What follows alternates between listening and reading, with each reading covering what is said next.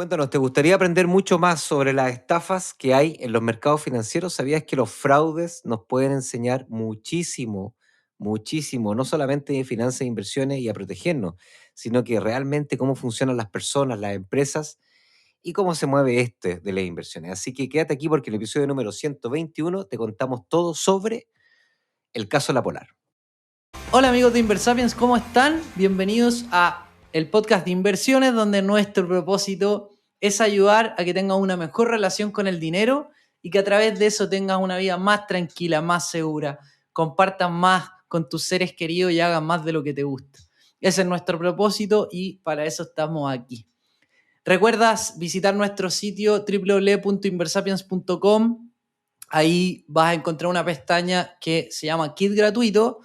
Si dejas tu correo vas a recibir un kit gratuito de inversionista que te permitirá generar un plan de largo plazo en el que puedas obtener rentabilidad de los mercados financieros sin tener que correr riesgos innecesarios que muchas veces corren o corremos las personas que no entendemos o que estamos recién aprendiendo. ¿Cómo estamos, Nico? Bien, bien, estamos cansados, ¿ah? Yo voy a ser franco con la audiencia. Llevamos como 7 intentos, se nos cae la plataforma, son las 8:30 de la noche y nosotros aquí fanáticamente grabando el podcast. Casi nos estamos tratando de ahorcar por las pantallas. Igual no es culpa ni de Carlos ni mía, pero necesito desahogarme para pasarlo bien. Pero Sí. de verdad, me acordé de esos momentos en que los micrófonos no funcionaban, de que había que estar ahí un Sí. montón de tiempo. Pero ya está. Bueno, estamos bien igual, estamos con ánimo, cansados, porque son las 8:30 de la noche, después de un día de pega y todo el tema, con ganas de desconectarnos. Pero igual estamos pasándolo bien porque vamos a hablar de finanzas, vamos a hablar de un caso emblemático en Chile que fue el caso de La Polar. Y queremos aprovechar este caso primero para, obviamente, denunciar y poner sobre la mesa el fraude que hubo. De esa manera también enseñar y darle herramientas para que eviten o al menos se protejan contra estos fraudes, porque estos fraudes pueden volver a aparecer sin ningún problema.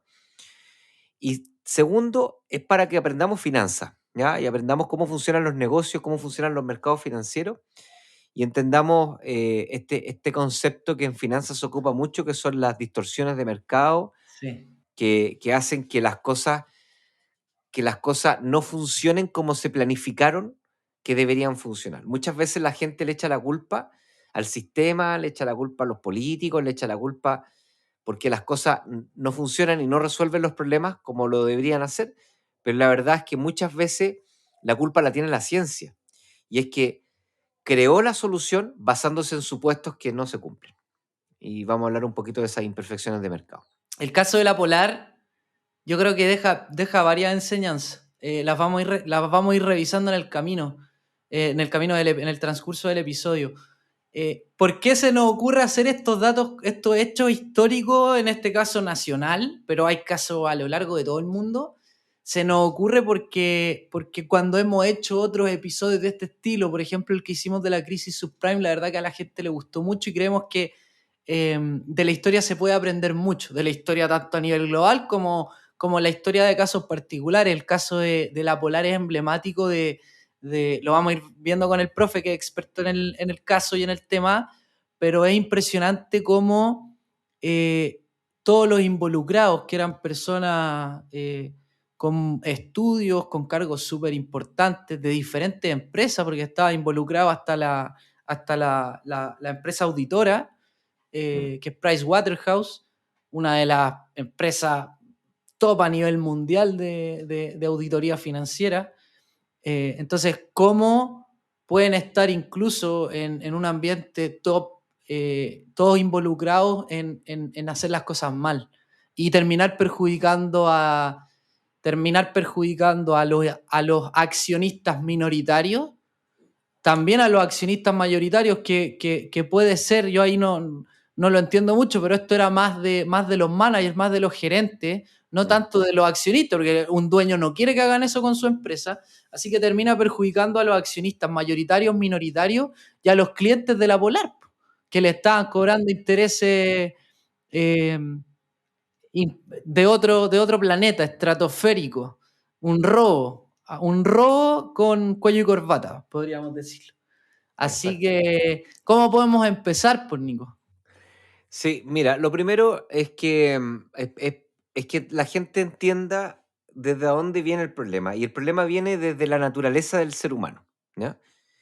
Y la naturaleza del ser humano, lamentablemente, cuando hablo de estas cosas más como en modo de liderazgo y en modo coaching, uno debería tratar de esforzarse, y esto lo hemos dicho en algunos episodios, deberíamos tratar de esforzarnos en pensar de que las personas somos buenas, ¿ya? Pero que nos faltan herramientas para hacerlo bien.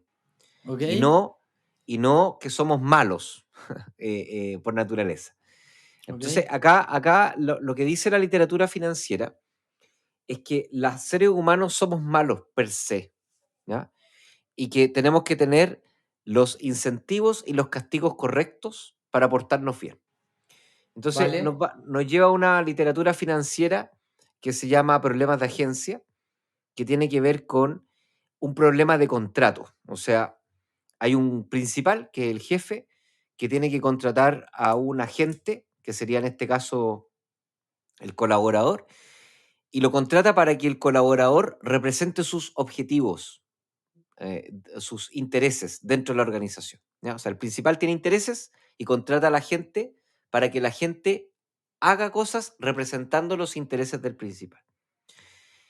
Y entonces para eso el principal tiene que estar permanentemente monitoreando, controlando, tiene que tener un montón de herramientas y mecanismos para que eso ocurra, porque si es que en algún minuto el monitoreo llega a ser ineficiente o insuficiente, entonces el agente va a desviarse del motivo por cual fue contratado, o sea, desviarse de los intereses del principal y va a empezar a maximizar su propia utilidad, su propio interés, ¿ya? Mm, Entonces, eso se aplica acá porque efectivamente las empresas, y no solamente las empresas abiertas en bolsa, sino que las empresas en general, nacen producto del esfuerzo de sus emprendedores, de los dueños, ¿cierto? Pero cuando las empresas empiezan a crecer, los dueños entonces tienen que empezar a contratar personas para poder delegar. Y cuando las empresas se hacen muy, muy, muy grandes, ya llega un punto en donde los dueños incluso no tienen la suficiente, no solamente no tienen suficiente tiempo, sino que la suficiente capacidad para poder manejar una empresa de ese tamaño. Y entonces tienen que empezar a retirarse de la empresa y dejar a personas contratadas que son los gerentes, ¿ya? O los managers. Y el mercado de capitales exige que además exista un gobierno corporativo, o sea que entre los dueños y los gerentes exista un cuerpo que se llama el directorio, ¿ya? Que son personas especialistas, ¿cierto? Con mucha experiencia y muchos conocimientos que representan los intereses no solamente del dueño, sino que además del resto de los dueños, porque hay que poner en contexto que las empresas que están abiertas en bolsa ya no tienen un dueño, un único dueño, sino que tienen miles y cientos de miles de dueños, que son las personas que compran las acciones. Y que hay dueños retail, ¿cierto? Que son dueños minoritarios, que son inversionistas de a pie, ¿cierto? Que compran sus propias acciones. Y están también los dueños institucionales, que son dueños de fondos de inversión, AFP, fondos claro. mutuos, que compran las acciones para poder invertir el dinero de sus clientes. Y además de eso están los block holders, que se llama, que son los inversionistas individuales, pero que tienen una gran proporción de las acciones. Entonces, todo este como ecosistema, todo este distintos tipos de dueños, tienen que ser representados, ojalá lo más equitativamente posible, por un directorio. Y por eso votan, ¿cierto? Y hacen toda una cierta cantidad de mecanismos y herramientas para representar a los directores. Entonces, los directores representan el interés de los dueños y a su vez ejercen esta labor de monitoreo, ¿ya? Se llama monitoreo delegado, que es, dado que los inversionistas muchas veces no tenemos tiempo, ni capacidad, ni herramientas para ver si es que si es que las decisiones del manager están siendo correctas, contratamos a un director que es especialista, que tiene tiempo, y etcétera, para que haga ese trabajo por mí.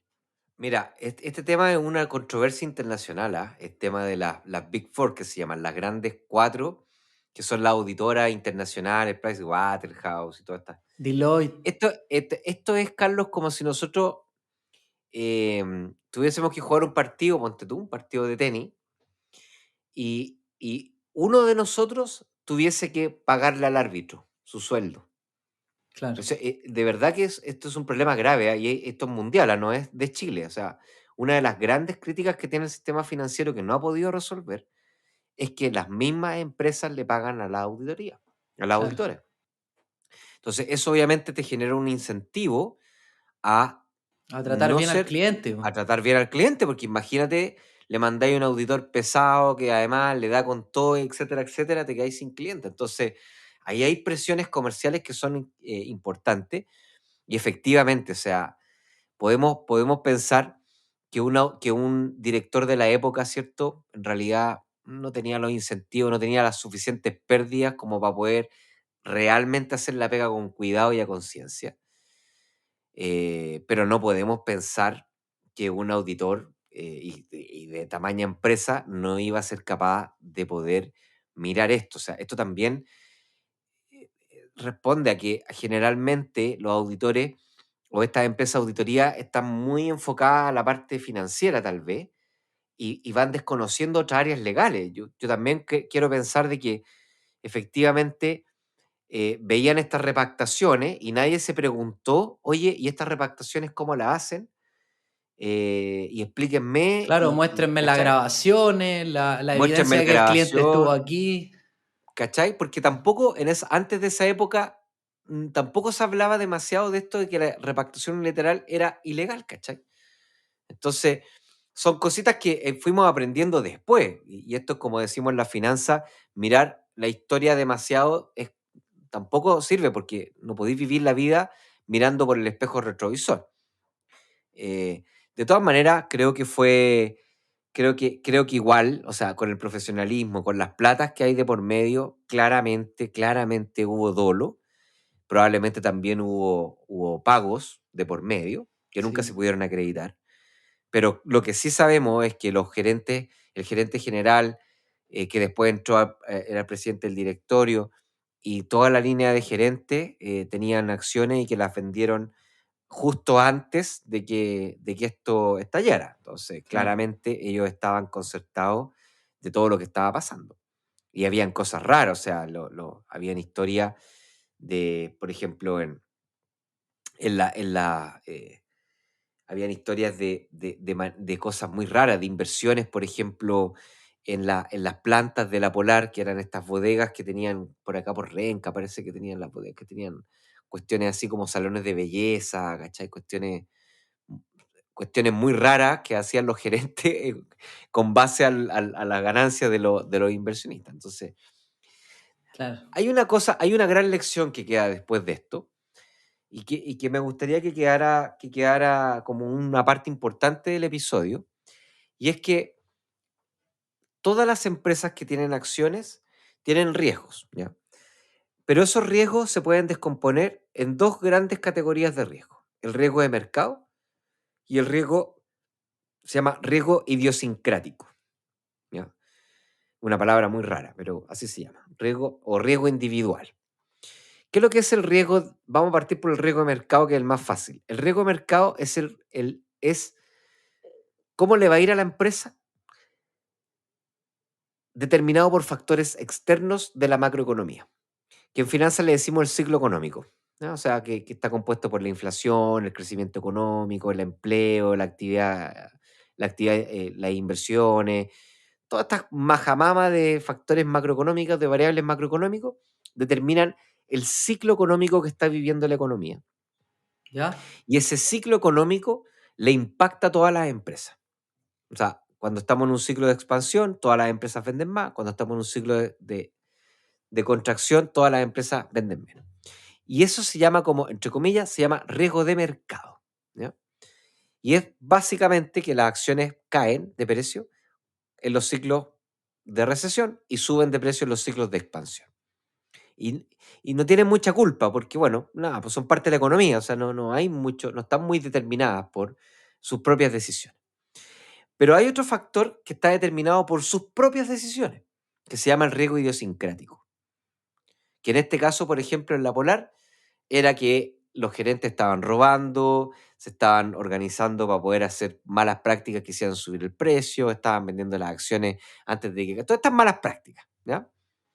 ¿Ya? Y también el riesgo idiosincrático se puede deber a malas decisiones, o sea, también tenemos una larga literatura financiera de malas decisiones, o sea, gente tratando de hacer su mejor esfuerzo, siendo honesta, equivocándose, ¿ya? Eso también es parte del riesgo individual o riesgo idiosincrático.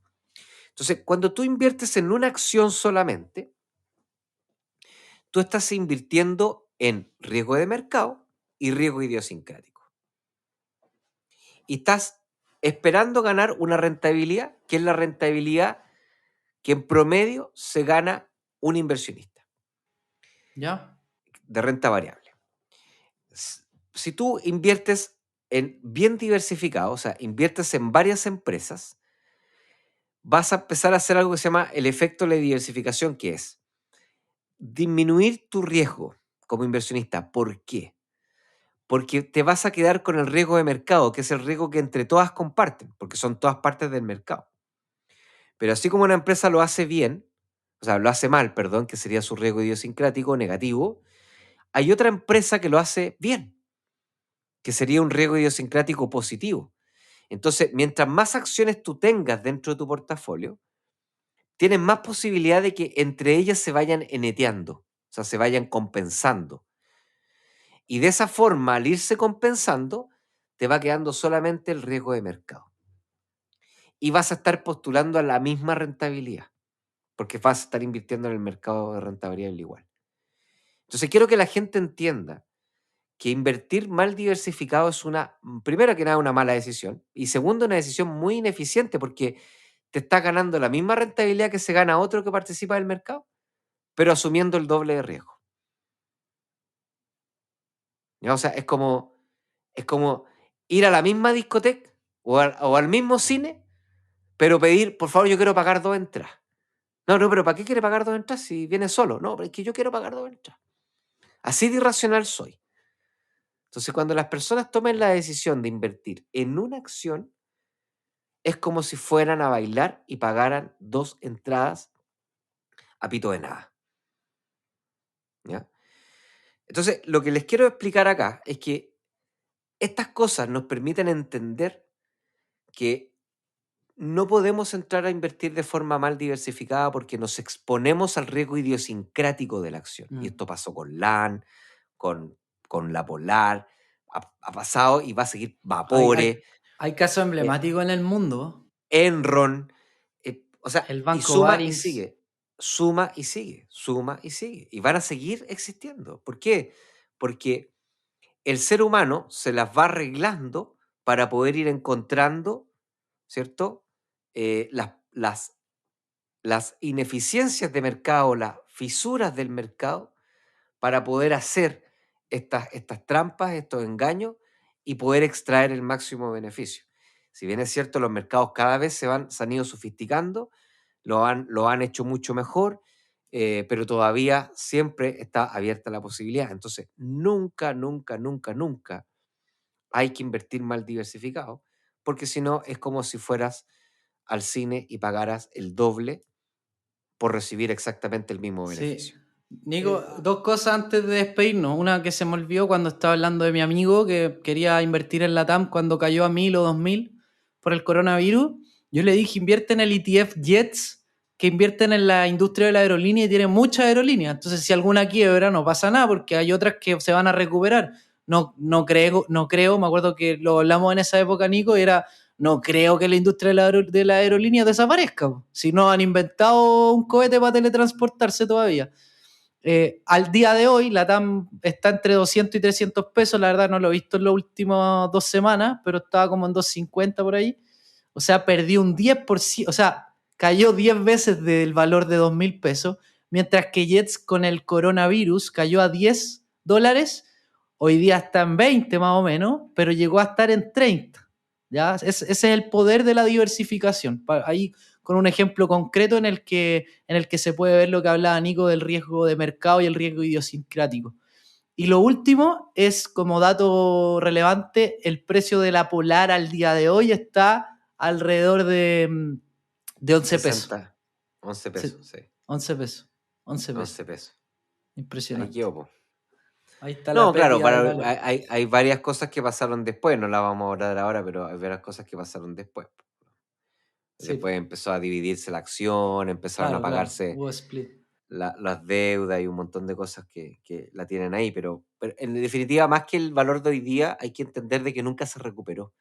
Que ese fue otro tema, que la gente decía, no importa si el mercado rebota, pero es que no era un tema de mercado, era un tema idiosincrático, ¿cachai? Claro. Bueno, Mm. en fin. Eso, Nico. Listo, pues estamos, yo creo que cumplimos, yo estoy contento, ojalá que esto haya sido un episodio entretenido y por sobre todo educador y que de verdad se tatúen la palabra ahí, diversificación, porque hay algo que yo digo siempre en clase, ¿ya? Saltar de un avión es muy parecido a invertir en la bolsa, o sea, tiene la misma adrenalina que invertir en la bolsa, pero invertir mal diversificado es como saltar de un avión sin paracaídas. Sin paracaídas. Está bueno Es el así, ejemplo. es así de tonto. O sea, es como, bueno, o sea, podéis tomar riesgo, toma riesgo. Si te gusta la adrenalina, disfrútala. Pero trata de cuidarte para que la podáis seguir disfrutando, porque si no, es como saltar sin paracaídas. Ya, listo. ¿Estamos entonces? Listo, estamos. Listo. Un abrazo ya, a todos. que le vaya muy bien a todos y nos vemos. Recuerden, 5 estrellas en iTunes, 5 estrellas también en Spotify. Ahí es la forma que tienen para poder ayudarnos a que más nos escuchen. Y nada más que mandarle un tremendo abrazo a todos, desearle una linda semana, cuídense mucho y nos vemos la próxima semana en un nuevo episodio de tu podcast de inversiones favorito llamado Inversapiens. Nos vemos, chao.